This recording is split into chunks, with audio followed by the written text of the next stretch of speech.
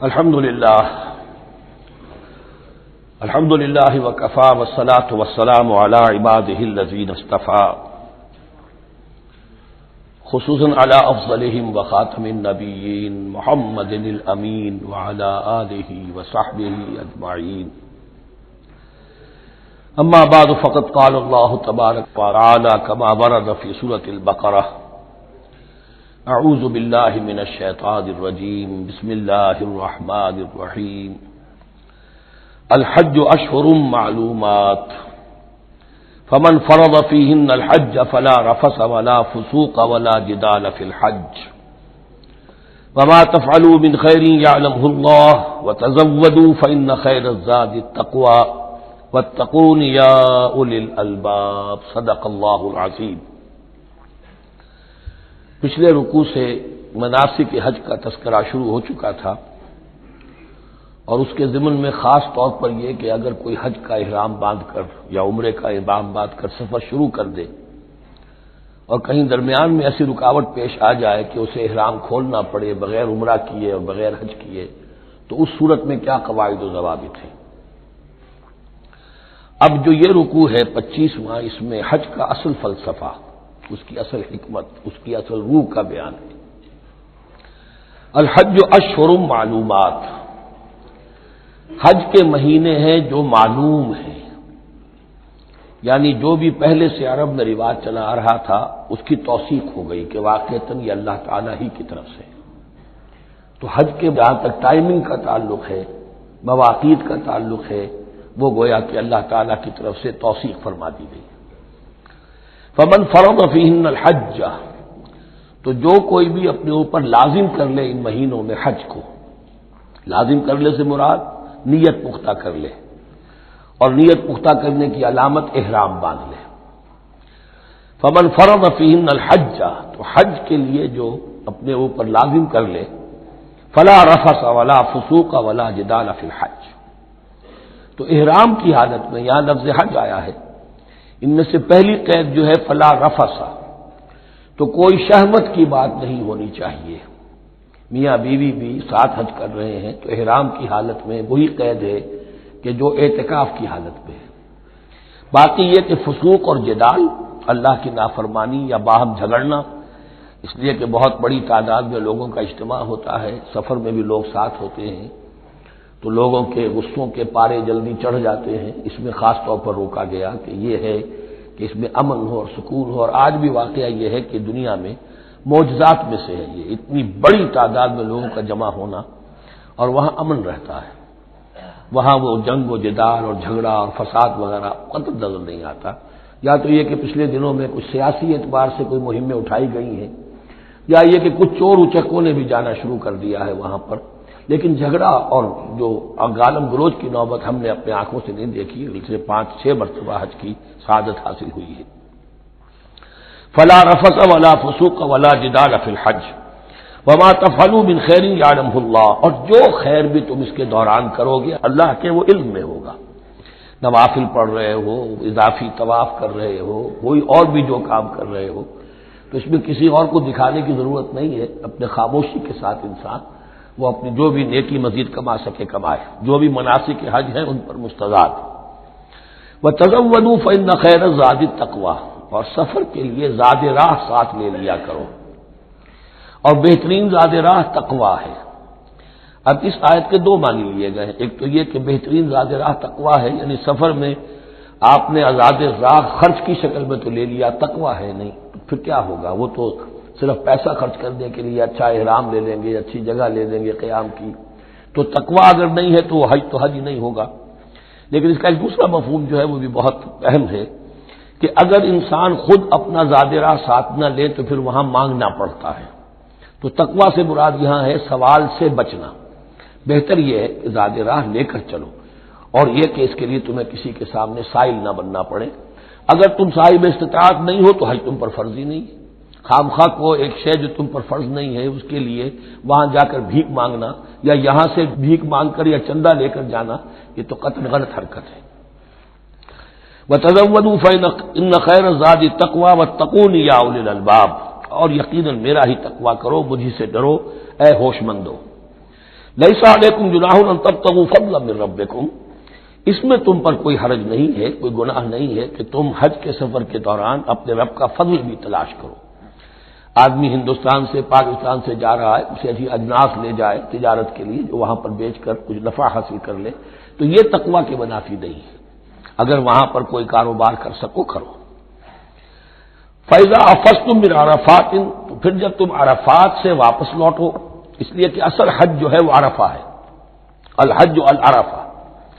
حج کے بقیہ تمام مناسک رہ جائیں، صرف عرفہ میں شمولیت ہو جائے، قیام عرفہ میں تو حج ہو گیا، باقی جو چیزیں رہ گئی ہیں اس کا جو بھی اس کا کفارہ ہے، اس کا جو دم دینا ہے وہ دے دیا جائے، لیکن عرفہ سے اگر آدمی رہ گیا عرفات کے قیام سے تو پھر حج نہیں ہوا۔ اب یہاں سے جب لوٹتے ہو تو فاذکروا اللہ عند المشعر الحرام، یہ ٹائم ٹیبل نوٹ کر لیجئے کہ اصل میں 8 کی شام کو مکے سے نکلتے ہیں 8 ذی الحج کو، اور رات مینا میں گزارتے ہیں۔ پھر 9 کا دن ہے اصل یوم عرفہ، 9 ذی الحج، صبح کو نکلتے ہیں، قافلے چلتے ہیں اور کہیں دوپہر تک، اور دوپہر سے بھی ہو سکتا ہے تاخیر ہو جائے، لیکن کوشش ہوتی ہے کہ ظہر سے پہلے پہنچ جایا جائے، لیکن ظہر اور عصر دونوں ملا کر پڑھ لی جائیں عرفات میں داخل ہونے سے پہلے۔ اس لیے جو مسجد ہے عرفات کے میدان سے ملحق وہ عرفے کے اندر شامل نہیں ہے، وہ اس کی حدود سے باہر ہے، تو اصل اس کا افضل یہی ہے کہ ظہر اور عصر ملا کر وہاں پڑھی جائیں، اور اس کے بعد سے غروب آفتاب تک قیام ہے، وہ عرفات کا قیام ہے، اس میں کوئی نماز نہیں، یعنی جو روایتی جو عبادت ہے اس کے سب دروازے بند۔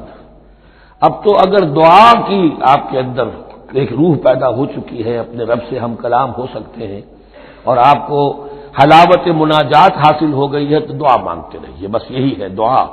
قیام عرفہ جو ہے کھڑے ہو کر بیٹھے ہوئے جس طرح بھی ہو اللہ سے مناجات کرو، یا پھر یہ کہ اگر اس میں کبھی ہو جائے کسی وجہ سے تو آدمی تلاوت کرے، لیکن یہ کہ عام نماز نہیں۔ فَإِذَا أَفَضْتُم مِّنْ عَرَفَاتٍ فاذكروا اللَّهَ عند المشعر الحرام، یہ مزدلفہ کا قیام ہے، 9 کی شام کو مغرب کی نماز کا وقت ہو چکنے کے بعد وہاں سے روانگی ہے، لیکن وہاں مغرب کی نماز پڑھنے کی اجازت نہیں ہے۔ اب جاؤ اور مغرب اور عشاء دونوں جمع کرو اس میں مشعر حرام یعنی مزدلفہ میں۔ وَاذْكُرُوهُ كَمَا هَدَاكُمْ، اور یاد کرو اسے، ذکر کرو جیسے کہ تمہیں اس نے ہدایت دی ہے۔ اس سے مراد ہے کہ جو کچھ اللہ کے رسول نے تمہیں سکھایا ہے، ذکر کے جو طور طریقے ہیں، اس کے لیے جو بھی طریقے ہیں وہ اللہ نے ہدایت دی اپنے رسول کے ذریعے۔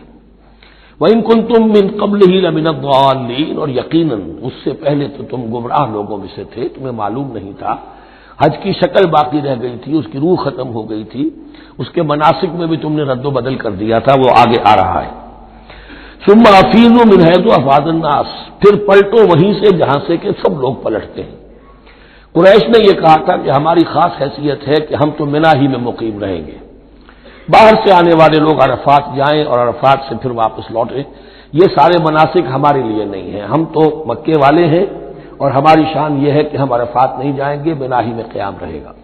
یہاں بتایا گیا کہ یہ تم نے غلط بات ایجاد کر لی ہے، ثم افیضوا من حیث افاض الناس، جہاں سے سب لوگ لوٹتے ہیں یعنی میدان عرفہ سے، وہیں سے لوٹیں۔ واستغفر اللہ، اللہ سے استغفار کرتے رہو، ان اللہ غفور رحیم، یقینا اللہ بخشنے والا رحم فرمانے والا ہے۔ فَإِذَا قَضَيْتُم مَّنَاسِكَكُمْ، اور جب تم اپنے یہ مناسک ادا کر لو، پورے کر لو، فاذكروا اللہ كذكركم آباءكم، تو اب اللہ کا ذکر کرو جیسے کہ تم اپنے آباء و اجداد کا ذکر کرتے رہے ہو، جس شد و بد کے ساتھ۔ وہاں یہ ہو گیا تھا کہ پھر بنا میں جب یہ ٹھہرتے تھے تو اپنے آباء و اجداد کے قصیدے بیان کیے جا رہے ہیں، جیسے ہمارے ہاں ہوتا ہے، جو دیہاتی لوگ ہوتے ہیں، راجپوت لوگ ہوتے ہیں، ان کے میراثی ہوتے ہیں، اسی طرح وہاں شعراء ہوتے تھے قبائل کے، وہ ان قبیلوں کی مدح بیان کرتے تھے، ان کے بڑے بزرگوں کی، اسلاف کی جو ہے عظمت بیان کرتے تھے۔ اللہ کا ذکر ختم ہو چکا تھا، فرمایا جس شد و مد کے ساتھ تم اپنے آباء و اجداد کا ذکر کرتے رہے، اب اسی شد و مد کے ساتھ، بلکہ او اشد ذکرا، بلکہ اس سے بھی زیادہ شد و مد کے ساتھ اب اللہ کا ذکر کرو۔ فَمِنَ النَّاسِ مَن يَقُولُ رَبَّنَا آتِنَا فِي الدُّنْيَا وَمَا لَهُ فِي الْآخِرَةِ مِنْ خَلَاقٍ، لوگوں میں سے وہ بھی ہیں جو یہی کہتے رہتے ہیں رب ہمیں دے دے دنیا ہی میں، ایسے لوگوں کے لیے آخرت میں کوئی حصہ نہیں ہے، یعنی وہاں پہنچ کر بھی ساری دعائیں ان کی دنیاوی چیزوں کے لیے ہیں، مال کے لیے، اولاد کے لیے، ترقی کے لیے، اور دنیا کی جو بھی چیزیں ہیں، اپنی کوئی مشکلات ہیں ان کے رفع کرنے کے لیے، کیونکہ ان کے دلوں میں دنیا بسی ہوئی ہے۔ اشربوا فی قلوبہم الدنیا، ان کے دلوں میں جیسے بنی اسرائیل کے دلوں میں بچڑے کا تقدس ملا دیا گیا تھا اور محبت، اسی طرح ہمارے دلوں میں دنیا کی محبت ہے، تو وہاں جا کر بھی دنیا ہی کی دعائیں ہیں۔ فَمِنَ النَّاسِ مَن يَقُولُ رَبَّنَا آتِنَا فِي الدُّنْيَا وَمَا لَهُ فِي الْآخِرَةِ مِنْ خَلَاقٍ، ظاہر بات ہے ایسے لوگوں کے لیے پھر آخرت میں کوئی حصہ نہیں ہے۔ وَمِنْهُم مَن يَقُولُ، اور ان میں سے وہ بھی ہے جو یہ کہتے ہیں ربنا آتنا فی الدنیا حسنۃ وفی الآخرۃ حسنۃ وقنا عذاب النار، پروردگار ہمیں اس دنیا میں بھی خیر عطا فرما اور آخرت کا بھی خیر عطا فرما اور ہمیں بچا لے آگ کے عذاب سے۔ اب دنیا کا خیر جو ہے سب سے بڑا وہ ایمان ہے، ہدایت ہے۔ دنیا کا کوئی خیر نہیں ہے جب تک کہ اس کے ساتھ ہدایت اور ایمان نہ ہو، تو سب سے پہلے انسان ایمان طلب کرے، پھر اس کے ساتھ اللہ تعالیٰ دنیا میں کشادگی دے دے، رزق میں بھی کشائش دے دے تو ٹھیک ہے، کوئی بری بات نہیں، اچھی بات ہے، لیکن یہ کہ اصل شے کیا ہے؟ ایمان اور استقامت۔ اولئک لہم نصیب مما کسبوا، یہاں یہ لفظ بہت اہم ہے، ان کے لیے حصہ ہوگا اس میں سے جو انہوں نے کمایا۔ محض یہ دعا کرنے سے یہ دعا جو ہے یہ کافی نہیں ہو جائے گی۔ اول تو یہ نوٹ کر لیجئے یہی وہ دعا ہے جو رکن یمانی سے لے کر جو بھی ہر چکر ہوتا ہے اس کا طواف کا، تو رکن یمانی سے لے کر حجر اسود تک کا جو دورہ ہے، اس میں یہ دعا مانگی جاتی ہے، ربنا آتنا فی الدنیا حسنۃ وفی الآخرۃ حسنۃ وقنا عذاب النار۔ اولئک لہم نصیب مما کسبوا، ان کے لیے حصہ ہے اس میں سے جو انہوں نے کمایا۔ اچھا، اس میں سے جو انہوں نے کمایا، اس میں سے کہ وہ تو سارا ملنا چاہیے، لیکن بندے کو ڈرتا رہنا چاہیے کہ ممکن ہے اس میں سے کسی مسئلے میں میری نیت میں کوئی فساد آ گیا ہو، ممکن ہے اس میں سے میرے کسی عمل کے اندر کوئی کمی رہ گئی ہو، کوئی کوتاہی رہ گئی ہو، اس لیے یہ نہ سمجھ لے کہ جو بھی کچھ کیا ہے اس کا اجر لازماً ملے گا۔ مما کسبوا، جو انہوں نے کمایا ہے اس میں خلوص ہے، اس میں بے ریائی ہے، اس میں تمام جو بھی اس کے آداب اور شرائط ہیں ملحوظ رکھے گئے ہیں، تو ان کو اس کا حصہ ملے گا۔ واللہ سریع الحساب، اور اللہ تعالیٰ کو حساب چکانے میں دیر نہیں لگتی، بہت جلدی حساب کر لے گا۔ اب تو ہمارے سامنے نقشے موجود ہے، کمپیوٹرز ہیں، کتنی جلدی حساب ہو جاتا ہے، تو اللہ کے ہاں تو پتہ نہیں کیسا سپر کمپیوٹر ہوگا کہ اسے حساب نکالنے میں دیر نہیں لگے گی۔ وَاذْكُرُوا اللَّهَ فِي أَيَّامٍ مَّعْدُودَاتٍ، اور ذکر کرو اللہ کا گنتی کے چند دنوں میں۔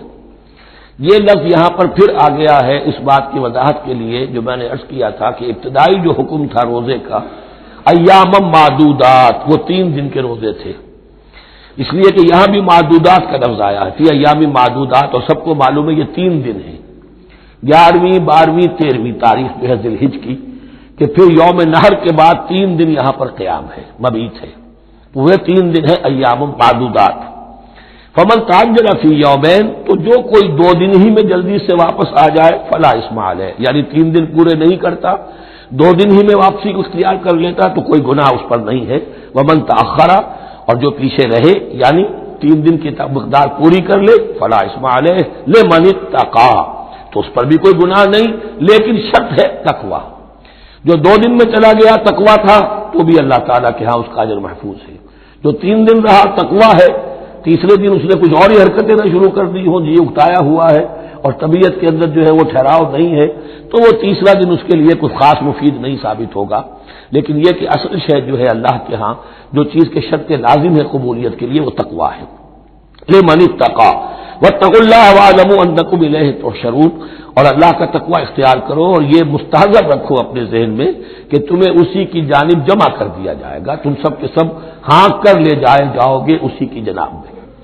وَمِنَ النَّاسِ مَن يُعْجِبُكَ قَوْلُهُ فِي الْحَيَاةِ الدُّنْيَا، اب یہ منافقین میں سے ایک گروہ کا خاص ایک تذکرہ ہو رہا ہے۔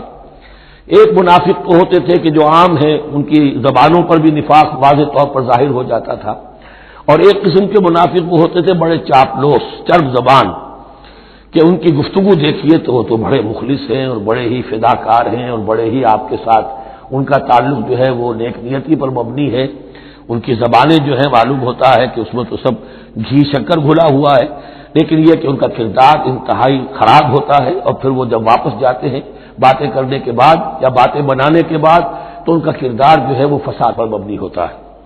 وَمِنَ النَّاسِ مَن يُعْجِبُكَ قَوْلُهُ فِي الْحَيَاةِ الدُّنْيَا، اور لوگوں میں سے ایسے بھی ہیں جن کی باتیں تمہیں بڑی اچھی لگتی ہیں دنیا کی زندگی میں، وَيُشْهِدُ اللَّهَ عَلَى مَا فِي قَلْبِهِ، اور وہ اللہ کو بھی گواہ ٹھہراتا رہتا ہے، میں جو کچھ کہہ رہا ہوں اللہ جانتا ہے، میں خلوص سے کہہ رہا ہوں، میں بالکل اپنی نیک نیتی سے کہہ رہا ہوں، اللہ جانتا ہے۔ وَهُوَ أَلَدُّ الْخِصَامِ، حالانکہ فی الواقع وہ دشمن ہے بہت سخت، الد بہت شدید، اور خصام خصم دشمن کے لیے آتا ہے۔ وَإِذَا تَوَلَّى، جب وہ پیٹھ موڑ کے جاتا ہے، سعى فِي الْأَرْضِ، اب وہ زمین میں جو بھاگ دوڑ کرتا ہے، لِيُفْسِدَ فِيهَا، اس میں فساد مچائے، وَيُهْلِكَ الْحَرْثَ وَالنَّسْلَ، اور ہلاک کرے، کہیں کسی کی کھیتی جلا دی، کہیں کسی کا کوئی جانور جو ہے وہ ختم کر دیا، مار دیا۔ وَاللَّهُ لَا يُحِبُّ الْفَسَادَ، اللہ تعالیٰ کو فساد بالکل پسند نہیں ہے۔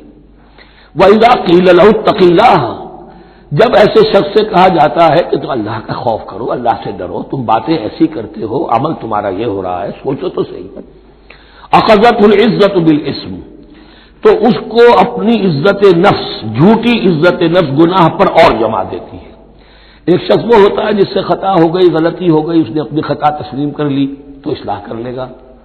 ایک وہ ہے کہ جو کیسے مان لوں میری غلطی ہے، اس کی جھوٹی انا جو ہے اور جو اس کی جھوٹی عزت نفس ہے وہ اسے اور گناہ کے اوپر چپکا دیتی ہے۔ أَخَذَتْهُ الْعِزَّةُ بِالْإِثْمِ، اس کو اور اس پر جامد کر دیتی ہے۔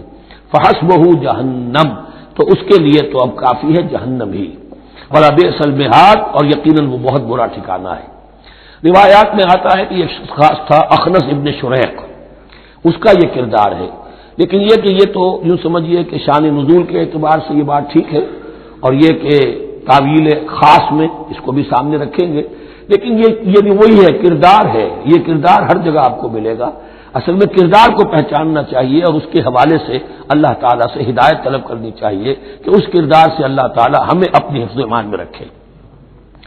وَمِنَ النَّاسِ مَن يَشْرِي نَفْسَهُ ابْتِغَاءَ مَرْضَاتِ اللَّهِ، قرآن کا یہ عام اسلوب ہے کہ تقابل ضرور کرتا ہے، فوری تقابل، تو اس میں لوگوں میں سے وہ بھی ہیں جو اپنے آپ کو بیچ دیتے ہیں اللہ کی رضا جوئی کے لیے، اپنا تن من دھن، ان صلاتی و نسکی و محیای و مماتی للہ رب العالمین۔ ومن الناس من یشری نفسہ ابتغاء مرضات اللہ واللہ رؤوف بالعباد، اور اللہ اپنے ایسے بندوں کے حق میں بہت شفیق ہے۔ ظاہر بات ہے جس نے یہ ارادہ کر لیا ہو، نیت کر لی ہو، کبھی ایسے شخص سے بھی کوئی کوتاہی ہو سکتی ہے، حالات ہو سکتے ہیں عارضی سے، کبھی جذبات میں آ کر کوئی غلط قدم اٹھ گیا، اللہ پھر معاف فرمائے گا، بڑی شفقت کے ساتھ معاف فرمائے گا۔ طے کر لے انسان، ایک سیدھا راستہ یہی بن جائے، ان صلاتی و نسکی و محیای و مماتی للہ رب العالمین، تو پھر یہ ہے کہ کوئی تیز دوڑے گا، کوئی آہستہ چل سکے گا، مختلف صلاحیتوں کے لوگ ہوتے ہیں، اس میں فرق و تفاوت رہے گا، لیکن جس نے یہ عزم کر لیا ہے اللہ تعالیٰ ان کے حق میں بہت شفیق ہے۔ یا ایھا الذین آمنوا ادخلوا فی السلم کافہ، اے اہل ایمان اسلام میں داخل ہو پورے کے پورے۔ یہ گویا کہ وہ بات اب کہی جا رہی ہے کہ جس کا ریورس یا کانورس ہم بنی اسرائیل کے ساتھ جو خطاب تھا اس میں پڑھ چکے ہیں۔ افتؤمنون ببعض الکتاب وتکفرون ببعض، کیا تم ہماری کتاب، ہمارے دین، ہماری شریعت کے ایک حصے کو مانتے ہو اور ایک کو رد کر دیتے ہو؟ فما جزاء من يفعل ذلك منكم الا خزي في الحياة الدنيا ويوم القيامة يردون الى اشد العذاب، تو جو کوئی بھی تم میں سے یہ روش اختیار کرے گا اس کی کوئی سزا اس کے سوا نہیں ہے کہ دنیا میں ذلت اور خواری ان پر مسلط کر دی جائے اور قیامت کے دن شدید ترین عذاب میں جھونکیے۔ اس کو اب مثبت پیرائے میں مسلمانوں سے کہا جا رہا ہے، یا ایھا الذین آمنوا ادخلوا فی السلم کافہ، ریزرویشنز کے ساتھ نہیں، ایکسیپشنز کے ساتھ نہیں، اللہ کی بندگی تو کرنی ہے، اس معاملے میں نہیں، اللہ کے حکم تو ماننا ہے لیکن یہ حکم نہیں میں مان سکتا، یہ ایک کی بھی نفی جو ہے وہ گویا کہ کل کی نفی ہو جائے گی۔ ادخلوا فی السلم کافہ، ٹیک اٹ اور لیو اٹ، یہ پیکج ڈیل ہے، اس میں جزوی بات نہیں ہو سکتی۔ ولا تتبعوا خطوات الشیطان، اور دیکھو شیطان کے قدموں کی پیروی نہ کرو، اس کے نشانات راہ جو ہیں، اس کے نشانات قدم جو ہیں ان کی پیروی نہ کرو۔ انہ لکم عدو مبین، وہ تو یقیناً تمہارا بڑا کھلا دشمن ہے۔ فإن زللتم من بعد ما جاءتكم البينات، پھر اگر تم پھسل گئے اس کے بعد بھی کہ تمہارے پاس یہ واضح تعلیمات آ چکی ہیں، فاعلموا ان اللہ عزیز الحکیم، تو جان لو کہ اللہ تعالیٰ پھر زبردست ہے۔ اس میں دھمکی کا پہلو آ گیا کہ پھر اللہ کی جو ہے پکڑ سخت ہوگی، حکیم بھی ہے، اس کی پکڑ میں بھی حکمت ہے۔ اگر یہ پکڑ نہ ہو تو ظاہر بات ہے کہ پورا نظام جو ہے دین کا وہ پھر بالکل ایک بے منطقی، اگر اللہ کی طرف سے کسی گناہ پر پکڑ ہی نہیں ہے تو پھر یہ آزمائش کیا ہوئی؟ پھر جزا و سزا کا کیا سوال؟ پھر جنت اور دوزخ کا کیا معاملہ؟ هل ينظرون الا ان ياتيهم الله في ظلل من الغمام والملائكه وقضي الامر۔ ایک جو نفس انسان کو پٹی پڑھاتا ہے وہ تو یہ ہے کہ دین کا یہ حصہ تو آرام سے کرتے رہو، جو میٹھا وہ حق اور جو کڑوا ہے وہ تھو۔ دوسری پٹی یہ پڑھاتا ہے کہ ابھی ذرا یہ ٹھیک ہے کہ اللہ کا حکم ہے، یہ بھی حکم ہے، دین کا یہ بھی تقاضا ہے، ابھی ذرا ذمہ داریاں ہیں، ابھی ذرا بچوں کے معاملات ہیں، بچے برسر کار ہو جائیں، بچیوں کے ہاتھ پیلے ہو جائیں، میں ذرا ریٹائرمنٹ بھی لے لوں تو پھر یہ مکان بنا لوں، پھر میں اپنے آپ کو دین کے لیے پھر خالص کر لوں گا، دین کے لیے پھر میں وہی کام کروں گا۔ یہ سب سے بڑا دھوکہ ہے، وہ وقت کبھی نہیں آتا۔ اسی لیے فرمائے کس شے کا انتظار کر رہے ہیں؟ هل ينظرون الا ان ياتيهم الله في ظلل من الغمام، کہ اللہ تعالیٰ آ جائے بادلوں کے سائبانوں میں، والملائکۃ اور فرشتے آ جائیں، وقضی الامر اور پھر فیصلے چکا دیا جائے گا۔ کیا معلوم کب وہ گھڑی آ جائے، یہ مہلت امت تو اچانک ختم ہو سکتی ہے۔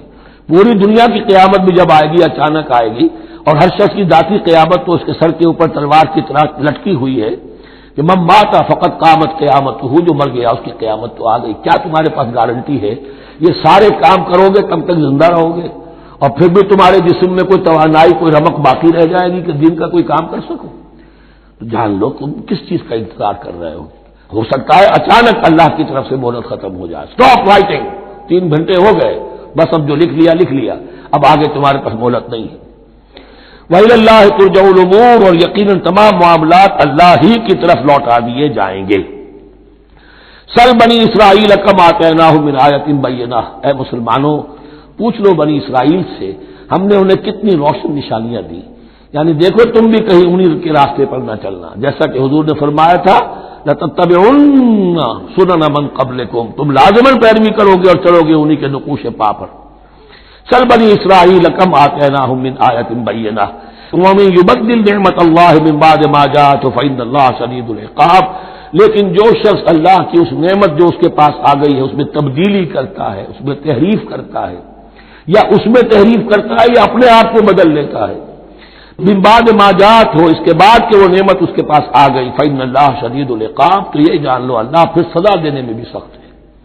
اس کی مثال وہی رکھیے کہ 2 مرتبہ فرمایا یا بنی اسرائیل اذکروا نعمتی التي انعمت علیکم وانی فضلتکم علی العالمین، لیکن انہی سے کہا گیا ضربت علیہم الذلۃ والمسکنۃ وباؤوا بغضب من اللہ، اور یہ مضمون بھی دوبارہ پھر آ جائے گا سورہ آل عمران میں۔ زین للذین کفروا الحیات الدنیا، ان کافروں کے لیے دنیا کی زندگی جو ہے بڑی مزین کر دی گئی ہے، ان کے نگاہوں میں کھب گئی ہے، یہاں کی چمک دمک ہے، شان و شوکت ہے، لمبی لمبی کاریں ہوں چمکیلی نئے ماڈل کی، بڑی اونچی اونچی بلڈنگیں ہوں، حویلیاں ہوں، اعلیٰ کوٹھیاں ہوں، اب یہ ساری چیزیں کس کو اچھی نہیں لگتی، لیکن یہ کہ کفار کے دلوں میں ان کی محبت اتنی پل جاتی ہے کہ پھر کوئی اچھی بات ان کے کوئی زندگی میں نہیں رہتی، نہ کوئی اچھی بات اثر کرتی ہے۔ اہل ایمان کو بھی اگر ایمان کے ساتھ یہ نعمتیں ملیں، قل من حرم زینۃ اللہ التی اخرج لعبادہ والطیبات من الرزق، کو اچھا کھانا، اچھا پینا، اچھا پہننا کو حرام نہیں ہے، کو اللہ نے اس کو لوگوں کے لیے ممنوع نہیں کیا، لیکن دین کے تقاضے ادا کر کے، اللہ کا حق ادا کر کے اور حلال سے کما کر، تب کوئی حرج نہیں۔ زین للذین کفروا الحیات الدنیا، کافروں کے لیے دنیا کی زندگی کو مزین کر دیا گیا ہے۔ وہ حدیث میں ذہن میں لے آئیے، دنیا سجن المومن و جنت الکافر، یہ دنیا جو ہے مومن کے لیے ایک قید خانہ اور کافر کے لیے باغ ہے۔ وَيَسْخَرُونَ مِنَ الَّذِينَ آمَنُوا، اور وہ مذاق اڑاتے ہیں اہل ایمان کا، دیکھو ان فینیٹکس کو، ان پاگلوں کو، ان بیوقوفوں کو۔ وَيَسْخَرُونَ مِنَ الَّذِينَ آمَنُوا وَالَّذِينَ اتَّقَوْا وَالَّذِينَ اتَّقَوْا فَوْقَهُمْ يَوْمَ الْقِيَامَةِ، اور جن لوگوں نے تقویٰ کی روش اختیار کی تھی قیامت کے دن اب وہ ان کے اوپر ہوں گے، اور بلکہ ہمیں سورہ مطففین میں تو آگے چل کر پتہ چلے گا پھر اہل ایمان ان کا مذاق اڑائیں گے۔ واللہ یرزق من یشاء بغیر حساب، اور اللہ تعالی رزق عطا فرمائے گا جس کو چاہے گا بغیر حساب، یہ جنت کی طرف اشارہ ہے۔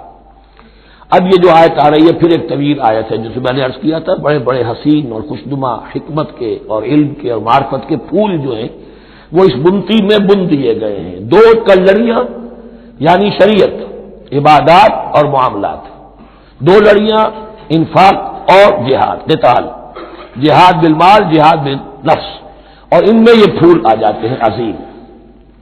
اس کو میں نے عنوان دیا ہے آیت الاختلاف، آیت الآیات، آیت البر، اور یہ آیت الاختلاف۔ اختلاف کیوں ہوتا رہا ہے؟ اور یہ بہت اہم ہے، اس لیے کہ جو وحدت ادیان کا فلسفہ دنیا میں کچھ لوگوں کی طرف سے پیش ہوتا ہے، اس کا ایک حصہ صحیح ہے اور ایک حصہ غلط ہے۔ صحیح کون سا ہے، غلط کون سا ہے، وہ اس آیت سے معلوم ہوگا۔ کان الناس امۃ واحدۃ، اس میں کوئی شک نہیں، پہلے تو انسان سب کے سب ایک امت تھے، حضرت آدم کی نسل، حضرت آدم نبی ہے تو امت تو ایک ہی تھی، جب تک کہ ان کے اندر گمراہی پیدا نہیں ہوئی، اختلافات نہیں ہوئی، شیطان نے کچھ لوگوں کو نہیں ورگلایا، اس وقت تک تو کان الناس امۃ واحدہ، تمام انسان ایک ہی امت تھے۔ اب یہاں تو سمجھ لیجئے کہ یہاں اس کے بعد ایک حرف محذوف ہے، ثم اختلفوا، پھر ان میں اختلافات ہوئے، فساد پیدا ہوا، کچھ لوگوں نے گمراہی کی سرنوشت اختیار کر لی، ایک بیٹا اگر حابیل تھا تو دوسرا قابیل بھی تھا۔ فبعث اللہ النبیین مبشرین ومنذرین، تو اب اللہ نے نبیوں کو بھیجنا شروع کیا جو بشارت دیتے تھے نیکوکاروں کو اور جو خبردار کرتے تھے غلط کاروں کو۔ وانزل معهم الکتاب بالحق لیحکم بین الناس فیما اختلفوا فیہ، اور اللہ نے ان کے ساتھ کتاب نازل فرمائی اپنی، تاکہ وہ حق کے ساتھ نازل فرمائی، تاکہ وہ فیصلہ کر دے لوگوں کے مابین ان امور میں جن میں انہوں نے اختلاف کیا تھا۔ وَمَا اخْتَلَفَ فِيهِ إِلَّا الَّذِينَ أُوتُوهُ مِن بَعْدِ مَا جَاءَتْهُمُ الْبَيِّنَاتُ بَغْيًا بَيْنَهُمْ، اور پھر جو اختلاف کیا ان میں سے تو نہیں کیا اختلاف کرنے والوں نے مگر جن کو کہ وہ کتاب دی جا چکی تھی، ہدایت دی جا چکی تھی، من بعد ما جاءتهم البینات، اور اس کا سبب کیا تھا؟ بغیم بینہم، یہ لفظ میں نے پہلے بھی نوٹ کروایا تھا، بغیم بینہم، دی ارج ٹو ڈومینیٹ، صدم صدہ، سارا فساد دنیا میں جو ہوتا ہے دی ارج ٹو ڈومینیٹ، آدمی جو ہے میں اس کی بات کیوں مانوں، یہ کیوں نہ میری مانے، یہ ہے کہ جس میں جو بھی سربراہی اور بالادستی حاصل کرنے کی جو ایک انسان کے اندر ایک ہے امنگ ہے، یہ امنگ رکھی گئی ہے انسان میں، جہاں انسان کے اندر اچھے میلانات رکھے گئے، برے بھی رکھے گئے، نفس بھی تو انسان ہی میں ہے، اس لیے کہ انہی کی درمیان حق و باطل کی کشمکش چلتی ہے انسان کے باطن میں، حق و باطل کی ایک کشاکش انسان کے باطن میں چلتی ہے، ایک خارج میں چلتی ہے۔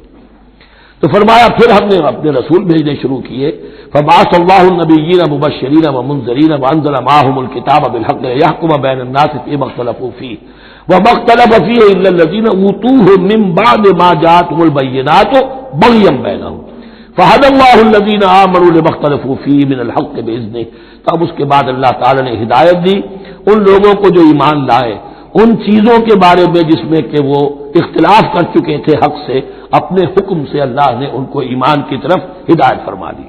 واللہ یہدی من یشاء الی صراط مستقیم، اور اللہ ہدایت دیتا ہے جس کو چاہتا ہے سیدھے راہ کی طرف۔ لیکن اس کا دوسرا ترجمہ یہ بھی ہوگا اللہ ہدایت دیتا ہے اس کو جو چاہتا ہے، من یشاء، من یشاء میں اللہ کی مشیت بھی ہے اور جو ہدایت کا طالب ہوتا ہے، واللہ یہدی من یشاء، جو چاہتا ہے ہدایت کا طالب ہوگا، یہ اللہ کے ذمے ہے، اللہ نے اسے اپنے اوپر ایک ذمہ داری سمجھا ہے کہ اس کو یقیناً ہدایت دے گا۔ والذین جاہدوا فینا لنہدینہم سبلنا، جو ہمارے راستے میں کوششیں کریں گے، حق کی طرف بڑھنا چاہیں گے، ہم لازماً ان کو راستہ دکھائیں گے، اپنے راستوں کی طرف ان کی رہنمائی کریں گے، یہ اللہ نے اپنے ذمہ لیا۔ اب حسبتم، اب بڑی سخت آیت آ رہی ہے، یہ بھی بڑی لرزا دینے والی آیت ہے۔ اب دیکھیے صحابہ کرام میں سے ایک بڑی تعداد تھی کہ جو مکے کی سختیاں جھیل کر آئے تھے، مہاجرین، ان کے لیے تو اب جو بھی مراحل آئندہ آنے والے تھے وہ کوئی ایسے ثقیل نہیں تھے، ایسے مشکل نہیں تھے، وہ سختیاں تو وہاں نہیں انہوں نے جھیلنی تھی کہ جو کہ مکے میں مہاجرین نے جھیلی تھی۔ اب ان سے ہے خاص طور پر روئے سخن، اگرچہ خطاب عام ہے اور یہ قرآن مجید میں عام طور پر آپ کو ملے گا کہ الفاظ عام ہیں، لیکن آپ اگر دیکھیں گے تو روئے سخن کسی خاص طبقے کی طرف ہے، تو یہاں در حقیقت ان کو بتایا جا رہا ہے۔ ام حسبتم ان تدخلوا الجنہ، کیا تم نے یہ سمجھا تھا کہ جنت میں داخل ہو جاؤ گے؟ ولما یاتکم مثل الذین خلوا من قبلکم، حالانکہ ابھی تک تو تمہارے اوپر وہ حالات و واقعات تو وارد ہی نہیں ہوئے جو ان پر ہوئے تھے جو تم سے پہلے تھے۔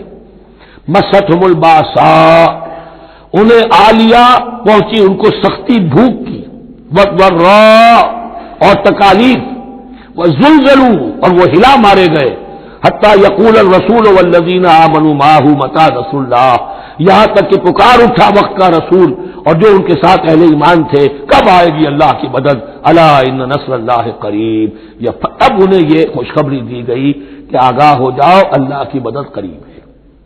یعنی اللہ آزماتا ہے، یہ وہی بات ہے جو اس سے پہلے آ چکی ہے 19ویں رکوع میں بالکل شروع میں، وَلَنَبْلُوَنَّكُمْ بِشَيْءٍ مِّنَ الْخَوْفِ وَالْجُوعِ وَنَقْصٍ مِّنَ الْأَمْوَالِ وَالْأَنفُسِ وَالثَّمَرَاتِ، ہم لازماً آزمائیں گے۔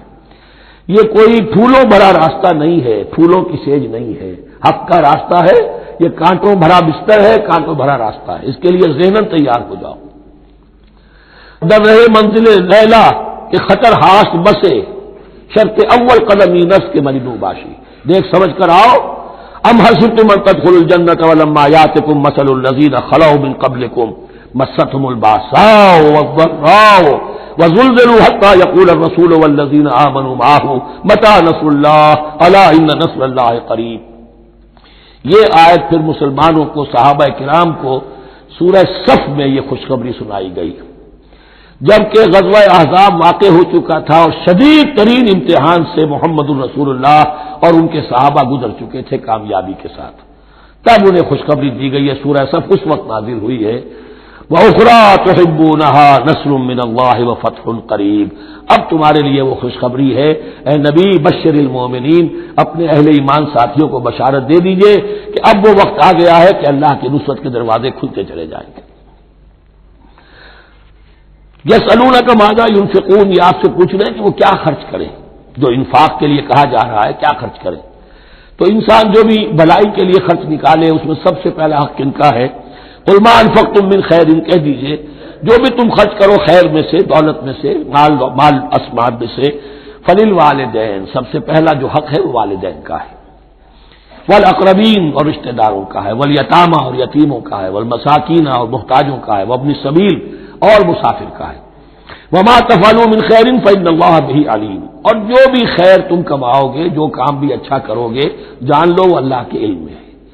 یہ ضرورت نہیں ہے کہ دنیا واقف ہو اس سے، تمہیں اگر اجر اللہ سے لینا ہے تو اللہ تو رات کے اندھیرے میں بھی دیکھ رہا ہے، اور تمہارے داہنے ہاتھ میں جو کچھ دیا ہے بائیں کو پتہ نہیں چلا تو اللہ کو تو پھر بھی پتہ چل گیا۔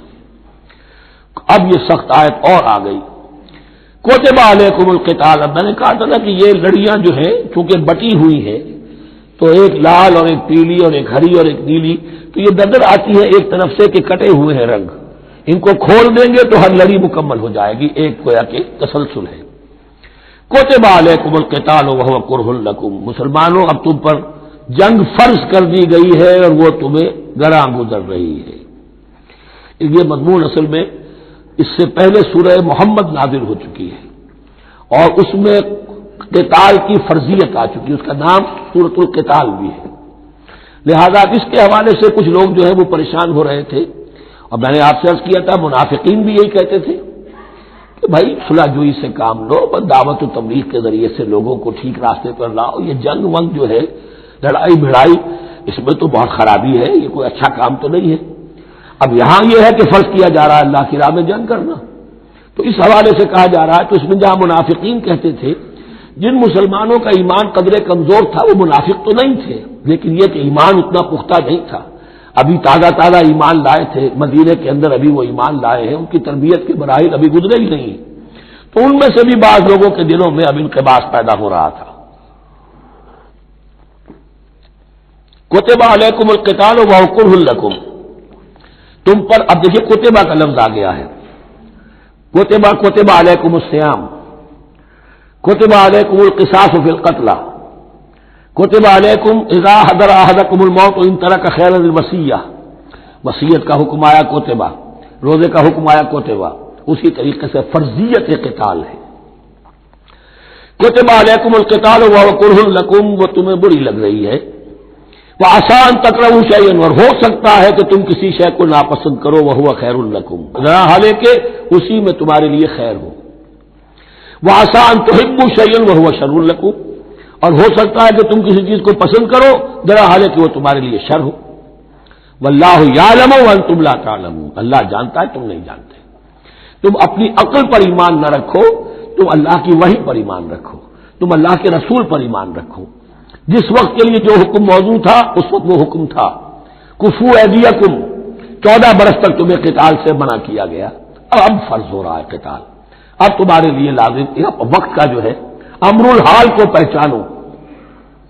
واللہ یعلم وانتم لا تعلمون یسألونک عن الشہر الحرام قتال فیہ. اب جب جنگ کا حکم شروع ہو گیا تو اب وہ پوچھتے تھے کہ یہ جو مہینے حرمت والے ہیں، حج کا ہے، عمرے کا ہے، تو اس میں جنگ کرنا کیسا ہے؟ اس لیے کہ سیرت میں یہ واقعہ آتا ہے، وقت نہیں ہے تفصیل سے میں بیان کر سکوں کہ نخلا کی وادی میں ایک مقابلہ ایسا پیش آ گیا تھا کہ وہ رجب کا مہینے کا بھی دن تھا اور اس میں ہی کوئی قتال ہو گیا، مسلمانوں کے ہاتھوں ہوا یا مسلمانوں کے اوپر ایسی سچویشن ہو گئی کہ انہیں مجبوراً وہ کام کرنا پڑا. اس پر شور اٹھا دیا، دیکھو ان لوگوں کا کیا حال ہے، بنے پھرتے ہیں اللہ والے، رسول والے، دین والے، آخرت والے، اور ان کا حال یہ ہے کہ یہ حرمت والے مہینے کو انہوں نے بٹا لگا دیا، اس میں جنگ کی ہے. یہ اصل میں ان حضرات کی طرف سے گویا کہ اللہ تعالیٰ اپنے ان مومن بندوں کی طرف سے خود صفائی پیش کر رہے ہیں. یسألونک عن الشہر الحرام قتال فیہ، یہ پوچھتے ہیں آپ سے حرمت والے مہینوں میں قتال کا حکم. قل قتال فیہ کبیر، کہہ دیجیے ہاں حرمت والے مہینے میں جنگ کرنا بہت بڑی بات ہے، یعنی بہت بڑا گناہ ہے، لیکن وصد عن سبیل اللہ وکفر بہ والمسجد الحرام واخراج اہلہ منہ اکبر عند اللہ. یہ بھی تو دیکھو کہ جن لوگوں نے وہ جرم کیے ہیں کہ جنہوں نے اللہ کے راستے سے روک دیا، اللہ کا کفر کیا، مسجد حرام کے راستے روک دیے مسلمانوں کے لیے، اب یہ نہیں جا سکتے، بیت اللہ میں عبادت نہیں کر سکتے، اخراج اہلہ منہ، اس میں سے لوگوں کو نکلنے پہ مجبور کر دیا مکے کے مسلمانوں کو. اکبر عند اللہ، گناہ تو وہ بھی ہے لیکن یہ کہیں بڑا گناہ ہے اللہ کے نزدیک.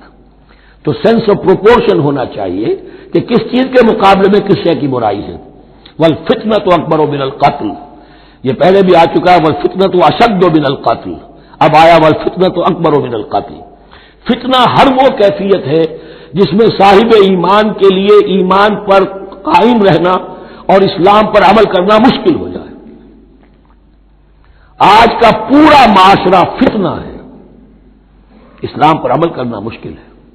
بدماشی کے راستے کھلے ہوئے ہیں، حرام خوری کے راستے کھلے ہوئے ہیں، حلال عقل حلال دانتوں پسینہ آئے تو شاید نصیب ہو. شادی کے نکاح کے راستے بند کیے ہوئے ہیں، یہ شرطیں ہیں اور یہ شرطیں ہیں اور یہ شرطیں ہیں اور یہ ہے اور یہ چیزیں ظالمی ہیں، اور زنا کے راستے کھلے. جائیے جس معاشرے کے اندر جب غلبہ باطل کا ہوگا حق پر چلنا ممکن نہیں رہے گا. وہ جو باطل کا غلبہ ہے وہ سب سے بڑا فتنہ ہے. والفتنہ تو اکبر من القتل، فتنہ جو ہے بہت بڑی شے ہے قتل کے مقابلے میں. ولا یزالون یقاتلونکم حتی یردوکم عن دینکم ان استطاعوا، اور سن لو یہ لوگ تم سے جنگ کرتے رہیں گے یہاں تک کہ لوٹا دیں تمہیں اپنے دین سے، اگر وہ کر سکتے ہوں. وہ تو تلے ہوئے ہیں اس پر کہ تمہیں لوٹا کر لے جائیں گے اپنے دین سے. یہاں اشارہ ہو رہا ہے مشرکین مکہ کی طرف، کیونکہ اب یہ تمہید چل رہی ہے سورہ بقرہ کے اندر غزوہ بدر کے لیے. اب اس کے بعد غزوہ بدر ہونے والا ہے، اس کے لیے ذہنی تیاری. ولا یزالون یقاتلونکم حتی یردوکم عن دینکم ان استطاعوا، وہ تو اپنی سے کوشش کرتے رہیں گے کہ تمہیں تمہارے دین سے پھرا کر لوٹا کر واپس لے جائیں اگر ان میں طاقت ہے.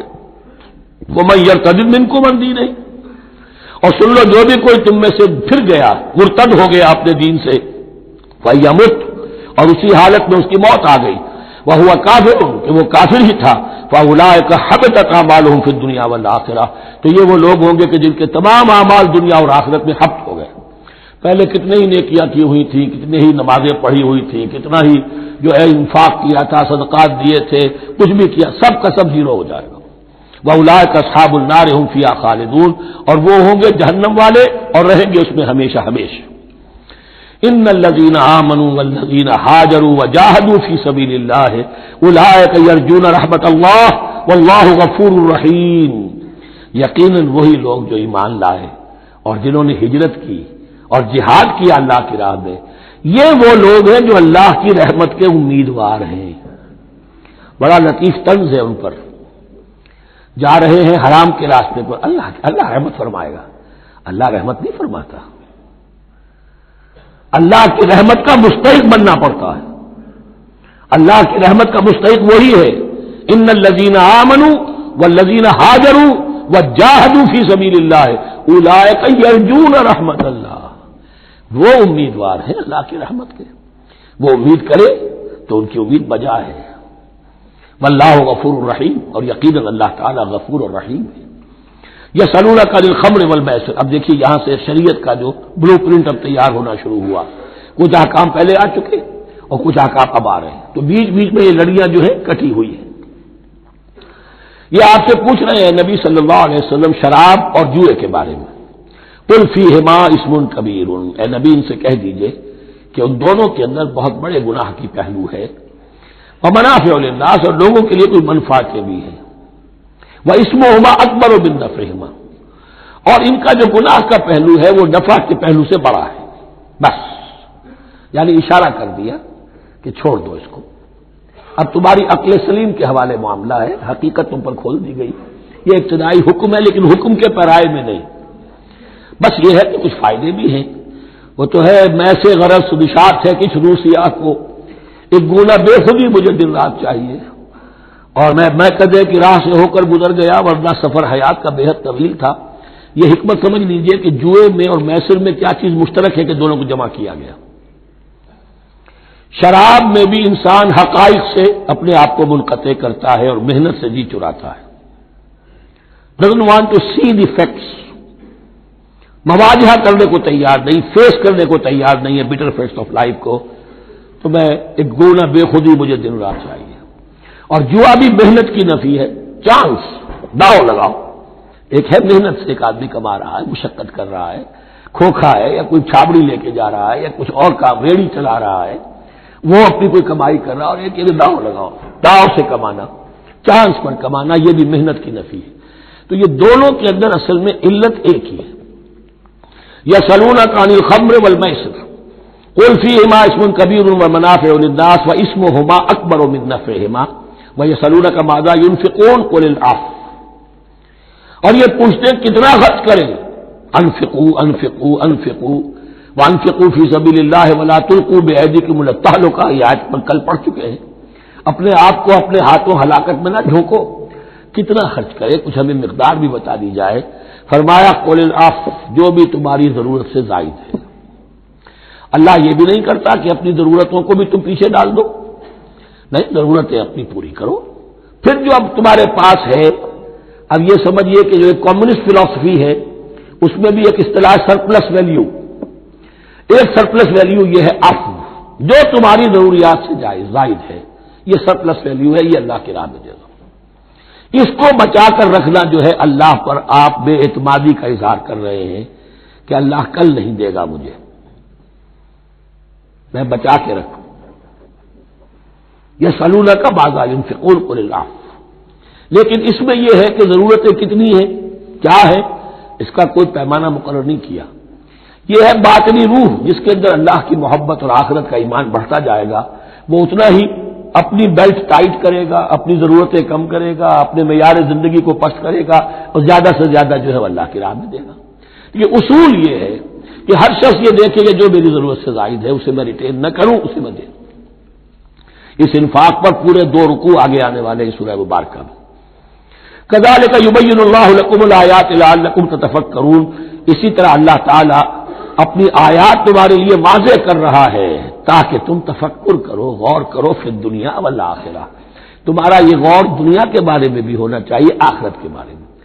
دنیا میں بھی اسلام رہبانیت نہیں سکھاتا، نہ کھاؤ نہ پیو، چلے کشی کرو، چلے جاؤ جنگلوں میں، نہیں، اسلام متمدن زندگی کی تعلیم دیتا ہے، گھر گھرستی ہے، شادی کرو، بیوی بچوں والے رہو، ان کے بھی حقوق کو ادا کرو، ان کا بھی پیٹ تمہیں پالنا ہے، تو تفکر فی الدنیا والآخرہ، آخرہ کے لیے، لیکن یہ کہ اس میں ریشیو پروپورشن رہنی چاہیے، دنیا کی کتنی قدر و قیمت ہے، آخرت کی کتنی قدر و قیمت ہے، اس کو جان لو، اسی کے حساب سے ایلوکیشن اگر نہیں ہے تو پھر یہ کہ سینس آف پروپورشن اگر غلط ہو گیا تو ظاہر بات ہے کہ پھر ہر چیز تلپٹ ہو جائے گی۔ ایک دوا کے نسخے میں کوئی چیز زائد تھی، کوئی کم تھی، آپ نے جو کم تھی اسے زیادہ کر دیا، جو زائد تھی کم کر دیا، تو اب ہو سکتا ہے کہ یہ نسخہ شفا نہ رہے، نسخہ ہلاکت بن جائے۔ وَيَسْأَلُونَكَ عَنِ الْيَتَامَىٰ، اور یہ آپ سے پوچھ رہے ہیں یتیموں کے بارے میں، قُلْ إِصْلَاحٌ لَهُمْ خَيْرٌ، اے نبی ان سے کہہ دیجئے ان کے لیے ان کی مصلحت کو پیش نظر رکھنا یہ ہے کہ جو بہتر ہے، نیکی ہے، بھلائی ہے۔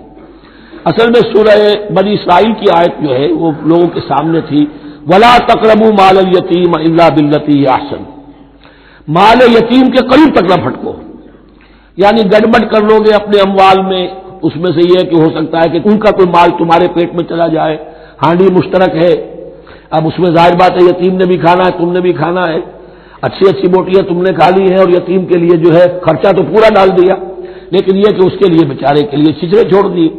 تو یہ چیز روکنے کے لیے کہا گیا تھا مکی صورتوں میں ولا تقربوا مال الیتیم الا بالتی احسن. اب صحابہ کے لیے تو یہ چیزیں ایسی تھیں کہ اشارہ ذرا سا ہو گیا اور انہوں نے اس پر عمل کیا، انہوں نے ہڈیاں علیحدہ کر دی تاکہ ان کا خرچہ بالکل علیحدہ رہے. اب اس میں تکلیف ہو رہی تھی، ایک گھر کے اندر ہی ایک یتیم ہے، اس کا خرچہ اس کے مال میں سے نکالا جا رہا ہے. فرمایا کہ یہ مقصد نہیں تھا، مقصد یہ تھا کہ تم ان کے مال ہڑپ نہ کر جاؤ. قل اصلاح لهم خیر، ان کے لیے اصلاح کرنا بھلائی کا ہے. وَإِن تُخَالِطُوهُمْ فَإِخْوَانُكُمْ، اگر تم اپنے ساتھ ان کو ملائے رکھو تو وہ تمہارے بھائی ہیں. وَاللَّهُ يَعْلَمُ الْمُفْسِدَ مِنَ الْمُصْلِحِ، اللہ جانتا ہے مفسد کو بھی مصلح کو بھی. وہ جانتا ہے کہ یہ آدمی گڑبڑ کر رہا ہے، یہ ہنڈیا علیحدہ کر کے بھی گڑبڑ کر سکتا ہے، اور یہ وہ شخص ہے جو ہنڈیا مشترک کر کے بھی حق پر رہ سکتا ہے. وَلَوْ شَاءَ اللَّهُ لَعَنَتَكُمْ، اگر اللہ چاہتا تو تمہیں سختی میں ڈالے ہی رکھتا، تم پر مشقت جو ہے یہ کیے رکھتا. ان اللہ عزیز الحکیم، یقینا اللہ زبردست ہے، حکمت والا ہے. ایک طرف وہ سختی بھی کرتا ہے، زبردست ہے، لیکن وہ اس کے ہر حکم کے اندر حکمت بھی ہے، اور جہاں حکمت نرمی کی متقاضی ہوتی ہے وہاں وہ رعایت بھی دیتا ہے. وَلَا تَنكِحُوا الْمُشْرِكَاتِ حَتَّىٰ يُؤْمِنَّ، اور مشرک عورتوں سے نکاح نہ کرو جب تک کہ وہ ایمان نہ لے آئیں. وَلَأَمَةٌ مُؤْمِنَةٌ خَيْرٌ مِّن مُشْرِكَةٍ وَلَوْ أَعْجَبَتْكُمْ، ایک مومنہ خواہ وہ لونڈی ہو وہ بہتر ہے ایک مشرکہ سے خواہ وہ آزاد عورت ہو. وَلَوْ أَعْجَبَتْكُمْ، اور مزید یہ کہ وہ تمہیں اچھی بھی لگتی ہو. وَلَا تُنكِحُوا الْمُشْرِكِينَ، اور نہ نکاح میں دو اپنی عورتوں کو، اپنی بیٹیوں کو مشرکوں کے، حتیٰ یؤمنوا، جب تک کہ وہ ایمان نہ لے آئیں. وَلَعَبْدٌ مُّؤْمِنٌ خَيْرٌ مِّن مُّشْرِكٍ وَلَوْ أَعْجَبَكُمْ، مسلمان اگر غلام ہے تو وہ بھی بہتر سمجھو مشرک سے جو آزاد ہے اور وہ تمہیں پسند بھی ہے، مالدار بھی ہے یا اور بھی ہے، اس کے اندر دوسرے پہلو بھی ہیں. اولئک یدعون الی النار، دیکھو وہ جو ہے وہ پکار رہے ہیں، آگ کی طرف بلا رہے ہیں، تمہیں بھی لے جائیں گے، تمہاری اولاد کو بھی لے جائیں گے. واللہ یدعو الی الجنۃ والمغفرۃ باذنہ، اللہ تمہیں بلا رہا ہے جنت کی طرف اور مغفرت کی طرف اپنے حکم سے. وَيُبَيِّنُ آیاتہ للناس لعلہم یتذکرون، اور اللہ اپنی آیات واضح کر رہا ہے لوگوں کے لیے تاکہ وہ نصیحت اخذ کریں. وَيَسْأَلُونَكَ عَنِ الْمَحِيضِ، اور وہ عورتوں کے ایام ماہواری کے بارے میں آپ سے سوال کر رہے ہیں. قُلْ هُوَ أَذًى، کہہ دیجئے وہ ایک ناپاکی بھی ہے اور ایک تکلیف کا مسئلہ بھی ہے. فَاعْتَزِلُوا النِّسَاءَ فِي الْمَحِيضِ، تو حیض کی حالت میں اگر تمہاری بیویاں ہوں تو ان سے علیحدہ رہو، مقاربت نہ کرو. وَلَا تَقْرَبُوهُنَّ حَتَّىٰ يَطْهُرْنَ، اور ان سے مقاربت نہ کرو یہاں تک کہ وہ پاک ہو جائیں. فَإِذَا تَطَهَّرْنَ، اور جب وہ خوب پاک ہو جائیں، فَأْتُوهُنَّ مِنْ حَيْثُ أَمَرَكُمُ اللَّهُ، تو اب ان کی طرف جاؤ، جو بھی تمہیں تعلق قائم کرنا ہے کرو جہاں سے کہ تمہارے رب نے تمہیں حکم دیا، اللہ نے حکم دیا ہے. یہ اللہ کا حکم کیا ہے؟ یہ ہے امر طبیعی، ہر انسان جانتا ہے، ہر حیوان کو معلوم ہے، وہ طبیعی شے ہے. لیکن یہ کہ اب عورتوں کے ساتھ بھی اگر انسان جو ہے وہ لواطت کا فعل شروع کر دے قوم عمل لوط، تو ظاہر بات ہے کہ عمل قوم لوط تو وہ چیز جو ہے غلط ہے، وہ حرام ہے. یہ تو اللہ تعالیٰ نے جو بھی تمہاری فطرت میں ڈالا ہے راستہ، وہ در حقیقت من حیث امرکم اللہ، ان اللہ یحب التوابین و یحب المتطہرین، یقیناً اللہ محبت کرتا ہے بہت توبہ کرنے والوں سے اور بہت پاک بازی اختیار کرنے والوں سے، ان ناپاک چیزوں سے دور رہنے میں. نساؤکم حرث لکم، تمہاری بیویاں تمہارے لیے کھیتیوں کے مانند ہیں، جیسے کھیت میں بوتے ہو فصل کاٹتے ہو، بیویوں کے ذریعے سے اللہ تعالیٰ تمہیں اولاد عطا کرتا ہے. فاتو حرثکم انا شئتم، تو جو بھی کھیتی والی جگہ ہے ادھر تم جاؤ جدھر سے چاہو، یعنی اس میں یہ ہے کہ کوئی رکاوٹ نہیں ہے، وہ داہنی طرف سے بائیں طرف سے جدھر سے بھی ہو، لیکن ہو وہ فرض کے اندر، وہ وقت کے اندر معاملہ نہ ہو. فاتو حرثکم انا شئتم وقدموا لانفسکم، اور اپنے آگے کے لیے سامان کرو، یعنی اپنی اولاد. انسان جو ہے بڑھاپے کے لیے اس کا ایسٹ بنتی ہے اس کی اولاد. آج تو دنیا اولاد سے بھاگتی ہے، لیکن ایک زمانے میں تو اولاد جو ہے وہ عصائے پیری شمار ہوتی تھی. وَقَدِّمُوا لِأَنفُسَكُمْ وَاتَّقُوا اللَّهَ وَاعْلَمُوا أَنَّكُم مُّلَاقُوهُ، اور اللہ کا تقوی اختیار کرو. ابھی آپ دیکھیں گے کہ جو حکم بھی شریعت کا آئے گا بار بار تکرار کے ساتھ جو ہے اس میں تو تقوی کا ذکر بار بار آئے گا کہ ایک قانون ہے، اس کی قانونیت ہے، ایک ہے تقوی. قانون کی لاکھ پیروی کی جا رہی ہے تقویٰ نہ ہو تو وہ قانون جو ہے وہ مذاق بن جائے گا، تماشا بن جائے گا. اس کے بعد مثالیں آئیں گی ابھی. واتقوا اللہ واعلموا انکم ملاقوہ، اور اللہ کا تقویٰ اختیار کرو اور جان لو تمہیں اس سے مل کر رہنا ہے، حاضر ہونا ہے اس کے جناب میں. وبشر المؤمنین، اور اے نبی اہل ایمان کو بشارت دے دیجئے. ولا تجعلوا اللہ عرضۃ لایمانکم، ایک اور حکم آ گیا، اللہ تعالی کا نام جو ہے وہ تختہ مشق نہ بنا لو اپنی قسموں کے لیے. قسم کھا بیٹھا میں تو اللہ کی قسم کھا بیٹھا ہوں، اب یہ قسم کھا بیٹھا اس لیے میں یہ کام نہیں کر سکتا. چاہے وہ نیکی کا کام تھا، کسی وقت غصے میں آدمی آ کر قسم کھا بیٹھتا ہے. حضرت ابوبکر صدیق نے بھی قسم کھا لی تھی. مستح ان کا ایک ایسا تھا مسلمان غریب جس کی وہ مدد کیا کرتے تھے، لیکن مستح بھی جب حضرت عائشہ پر تہمت میں ملوث ہو گیا تو حضرت ابوبکر نے قسم کھا لی کہ یہ بدبخت جس کی میں سرپرستی کرتا رہا یہ بھی میری بیٹی پر تہمت لگانے میں شامل ہو گیا، اب میں اس کی کبھی مدد نہیں کروں گا. یہ سورہ نور میں آئے گا. ان سے کہا گیا نہیں ایسا نہ کرو، تم اپنے نیکی کے دروازے کو کیوں بند کرتے ہو؟ قسم کھا لی، قسم کو کھول دو، کفارہ دو. ولا تجعلوا اللہ عرضۃ لایمانکم ان تبروا وتتقوا، نیکی کا کام کرنے سے، تقویٰ کے کام سے رکنے کے لیے قسم کھا لینا. وتصلحوا بین الناس، اور اس سے کہ لوگوں کے مابین مصالحت کرو. اب آپ نے کسی دو بھائیوں کے درمیان جھگڑا تھا، مصالحت کی کوشش کی، آپ کی بات نہیں مانی گئی، اب اللہ کی قسم ہے صاحب اب میں آپ کے معاملے میں دخل نہیں دوں گا، اب میں تو قسم کھا بیٹھا. نہیں بھائی، اصلاح بین الناس جو ہے، اصلاح ذات البین، یہ کرتے رہو. اور ایسی قسم کھائی ہے اس کا کفارہ دے دو. واللہ سمیع علیم، اور اللہ تعالیٰ سننے والا اور جاننے والا ہے. لا یؤاخذکم اللہ باللغو فی ایمانکم، اللہ تعالیٰ مؤاخذہ نہیں کرے گا تم سے جو تم بغیر مقصد کے، بغیر عزم اور ارادے کے قسم کھا بیٹھتے ہو. یہ عربوں کا رواج ہے، واللہ باللہ کے بغیر ان کا کوئی جملہ شروع ہی نہیں ہوتا. تو یہ در حقیقت قسم کھانے کا ان کی اس وقت نیت نہیں ہوتی، بلکہ یہ ان کا ایک جس کو ہم کہتے ہیں تقیہ کلام ہے، ان کا ایک اسلوب ہے گفتگو کا، واللہ باللہ. تو اس پر مواخذہ نہیں ہے. ولاکن یؤاخذکم بما کسبت قلوبکم، ہاں جو تم نے ارادہ کر کے، تمہارے دلی ارادے کے ساتھ جو تم نے قسم کھائی ہے، پھر اس پر مواخذہ ہوگا. اس سے توڑو گے، اس کا ایک کفارہ ہے، وہ بعد میں آئے گا. وہ کفارہ جو ہے وہ پھر سورہ مائدہ کے اندر آ جائے گا. میں نے عرض کیا تھا کہ یہ اصل میں سورہ بقرہ میں بلو پرنٹ آ رہا ہے شریعت اسلامی کا، اور اس کے جو اصل چیزیں ہیں وہ پوری تکمیلی احکام وہ پھر آخر میں آئیں گے. کچھ سورہ نساء ہے، کچھ سورہ مائدہ. واللہ غفور حلیم، اللہ غفور ہے، بخشنے والا ہے اور حلیم ہے، فوراً نہیں پکڑتا، فوراً سزا نہیں دیتا، مہلت دیتا ہے کہ اصلاح کر لو. للذین یؤلون من نسائہم تربص اربعۃ اشہر، اب یہ بھی ایک قسم کھا لی جاتی تھی کہ کسی وقت کسی مرد نے، کسی شوہر نے قسم کھا لی اب میں اپنی بیوی کے قریب نہیں جاؤں گا، ناراض ہو گئے، غصہ آ گیا، میں تمہارے سے کوئی تعلق نہیں رکھوں گا. یہ ایلا کہلاتا تھا. حضور نے بھی ایلا فرمایا تھا اپنی ازواج مطہرات سے جب انہوں نے کچھ زیادہ نفقے کا مطالبہ کیا تھا کہ اب عام مسلمانوں کے ہاں بھی خوشحالی آ گئی ہے تو اب ہمارے اوپر یہ سختی کیوں ہے، ہمارا بھی جو نفقات ہیں، ہمارا جو خرچ ہے، وظائف ہیں، بڑھائے جائیں. اس پر حضور نے پھر ایلا کیا، اس کا ذکر ہے وہ بعد میں آئے گا. لیکن وہاں عام طور پر لوگ قسم کھا کے بیٹھ جاتے تھے. اب قسم کھا لی ہے، پچھتا بھی رہے، کیا کرے، قسم کھا چکے، اب بیوی کے پاس کیسے جائے؟ اب وہ بیوی معلق ہے، نہ وہ شادی شداؤں میں ہے اور نہ وہ علیحدہ ہے، آزاد ہے. للذین یؤلون من نسائہم تربص اربعۃ اشہر، 4 مہینے کے لیے تو وہ انتظار کیا جا سکتا ہے. فإن فاؤوا، اس دوران میں اگر وہ لوٹے، اپنی قسم کو ختم کرے اور رجوع کر لے، تعلق کے گن و شوق قائم کرے، فإن اللہ غفور رحیم، تو اللہ تعالیٰ غفور و رحیم ہے. وإن عزموا الطلاق، اور اگر وہ طلاق کا ارادہ کر چکے ہوں کہ واقعتاً اب ان سے سپریشن ہی ہے، فإن اللہ سمیع علیم، تو اللہ تعالیٰ سننے والا، جاننے والا ہے. یعنی یہ کہ 4 مہینے سے زیادہ معلق نہ رکھو کسی کو، یا ادھر یا ادھر، یا فیصلہ کرو اور اسے فارغ کرو، اور یا پھر یہ کہ اپنی وہ قسم ختم کرو اور اس کا جو بھی کفارہ ہے وہ ادا کرو. اسی پر غالباً قیاس کیا تھا، بلکہ ساتھ اس سیرت میں آتا ہے کہ حضرت عمر نے حضرت حفصہ سے پوچھ بھی لیا تھا. حالانکہ دیکھیے کہ باپ اور بیٹی کا معاملہ ہو رہا ہے اور باپ بیٹی سے سوال کر رہا ہے، دین کے معاملے میں حیا اور شرم کی بات نہیں ہوتی. ان اللہ لا یستحی ان یضرب مثلا ما بعوضۃ فما فوقها، تو یہ کہ جو لوگ جہاد پر جاتے تھے کوئی سال بھر گھر واپس نہیں آ رہا، اب ایک طرف تو ان پر مشقت ہے، وہ بیویوں سے دور ہیں، اہل و عیال سے دور ہیں، ادھر عورتیں جو ہیں وہ بغیر شوہروں کے وقت گزار رہی ہیں. تو پوچھا کہ کتنا عرصہ تم سمجھتی ہو کہ ایک عورت اپنی عصمت اور عفت کو سنبھال کر اپنے شوہر کا انتظار کر سکتی ہے؟ تو حضرت حفصہ نے کہا 4 ماہ. اور میں سمجھتا ہوں شاید انہوں نے اسی پر کہا ہو کہ یہ معلق رکھنے کا حکم بھی قرآن مجید میں جو ہے زیادہ سے زیادہ اس کی مہلت 4 مہینے ہے.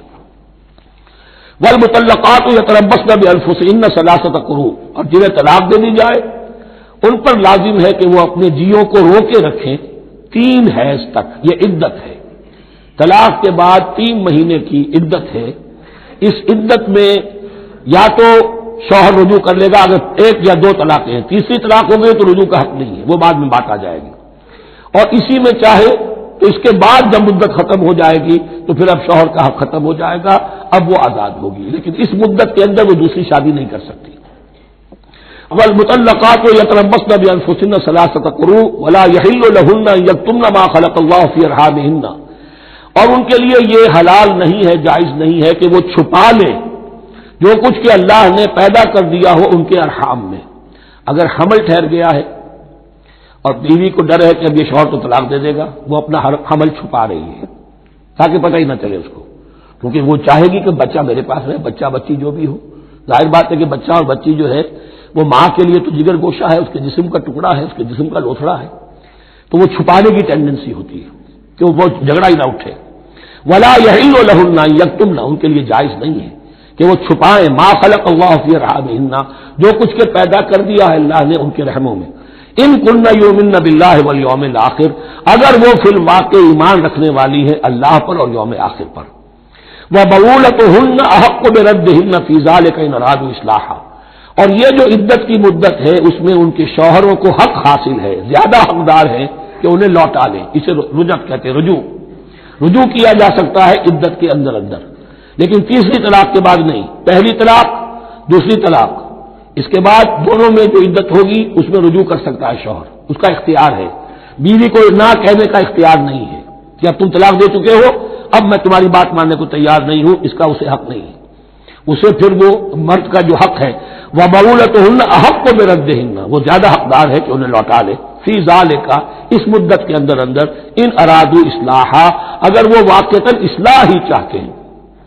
وَلَهُنَّ مِثْلُ الَّذِي عَلَيْهِنَّ بِالْمَعْرُوفِ، اور ان کے لیے حقوق ہیں جو کہ مناسبت سے ہیں ان کی ذمہ داریوں کے. وَلِلرِّجَالِ عَلَيْهِنَّ دَرَجَةٌ، اور مردوں کو ان پر ایک درجہ فوقیت کا، ایک درجہ فضیلت کا، ایک درجہ حقوق کا حاصل ہے. واللہ عزیز الحکیم، اور اللہ زبردست ہے اور حکمت والا ہے. یہ آیت اصل میں اس زمانے میں بہت مس انٹرپریٹ ہوئی ہے اور بعض مترجمین نے بھی ترجمہ غلط کیا ہے. یعنی اس کا یہ ترجمہ کرنا لہن مثل الذی علیہن، ان کے بھی حقوق مردوں پر ویسے ہی ہیں جیسے مردوں کے حقوق ہیں ان پر، تو یہ تو مساوات ہو گئی. اور مساوات جو اسلامی شریعت میں مرد اور عورت کے درمیان، شوہر اور بیوی کے درمیان نہیں ہے. مراد کیا ہے؟ لام اور اعلیٰ کا جو استعمال ہوتا ہے عربی میں، لام کسی کے حق کے لیے اور اعلیٰ کسی کی ذمہ داری کے لیے. لہن ان کے لیے حقوق ہیں، مثل الذی علیہن جیسے کہ ان پر ذمہ داریاں ہیں. اللہ تعالیٰ نے جیسے ذمہ داری مرد پر ڈالی ہے ویسے حقوق اس کو دیے ہیں. جیسے ذمہ داری عورت پر ڈالی ہے اس کی مناسبت سے کورسپونڈنگلی پروپورشنیٹ جو ہے اس کو بھی حق دے دیے ہیں. اور اس بات کو کھول دیا مساوات کہاں سے آئے گی جب کہہ دیا وَلِلرِّجَالِ عَلَيْهِنَّ دَرَجَةٌ، اور مردوں کو ان پر ایک درجہ حاصل ہے، فوقیت کا درجہ حاصل ہے. واللہ عزیز الحکیم، اب یہ تمہیں پسند ہو تب بھی اور ناپسند ہو تب بھی اللہ تعالی عزیز ہے، حکیم ہے، وہ سب کچھ جاننے والا ہے اور وہ زبردست ہے، جو چاہے حکم دے، اور حکیم ہے، حکمت والا ہے، اس کا حکم حکمت پر مبنی ہے. بارک اللہ لی ولکم فی القرآن العظیم ونفعنی وإیاکم بالآیات والذکر الحکیم.